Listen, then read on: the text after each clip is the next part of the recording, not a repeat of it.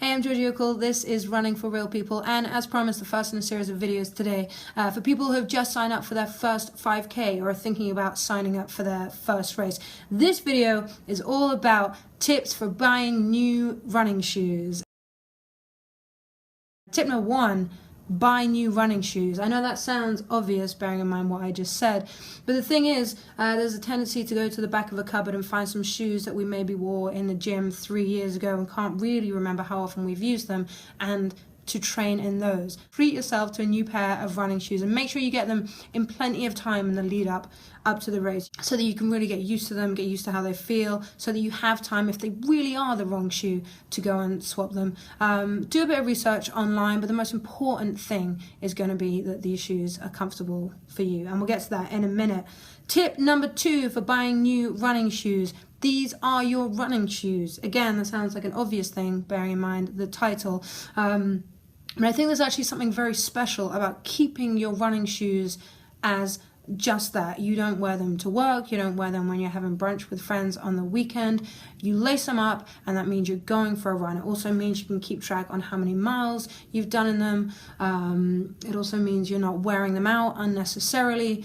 And there's just something quite ceremonial about it, so that actually when you go to throw away a pair of shoes and you get a brand new pair of running shoes, it's actually quite sentimental. Number 3, I sort of mentioned this at the beginning, but comfort is the most important thing. If you start reading online about support and orthotics and stability management in shoes, there is a lot that goes into making a pair of running shoes, and there are a lot of brilliant brands. But if you've just signed up for your first 5K, the most important thing is going to be that you're comfortable running in those shoes. Try them on. Make sure you go to the shop and try on some pairs of shoes. Don't just read all the online reviews and buy the ones that you think sound right. Go try them on, try them in different sizes, and we'll get to the sizing thing in a minute. 4th point that sort of ties in to that last one. Don't decide to just change your running style just before a race, by which I mean, a lot has been said, especially since the book Born to Run came out, about barefoot running, about heel striking versus toe or midfoot strike.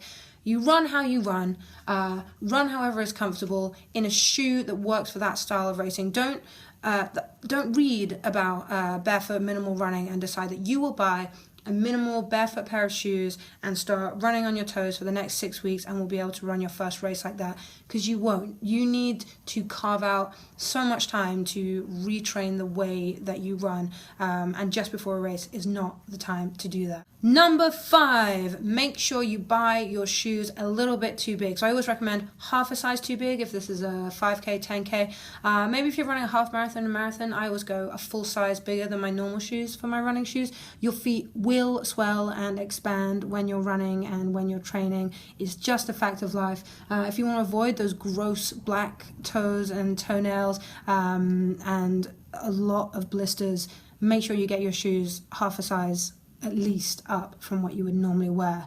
Number 6, in 6 tips for buying brand new running shoes for your first 5K is this: don't be cheap about socks. I know that doesn't directly relate to my point, but there's no point in buying a really nice new pair of trainers if you're going to wear really crappy socks that rub, that give you blisters, that are uncomfortable and scratchy. Buy a couple of pairs of really nice, snug, sweat-wicking running socks. You will really feel the difference. And people don't tell you that enough. The socks are really important. So there you go, 6 tips for buying brand new running shoes for your first 5K.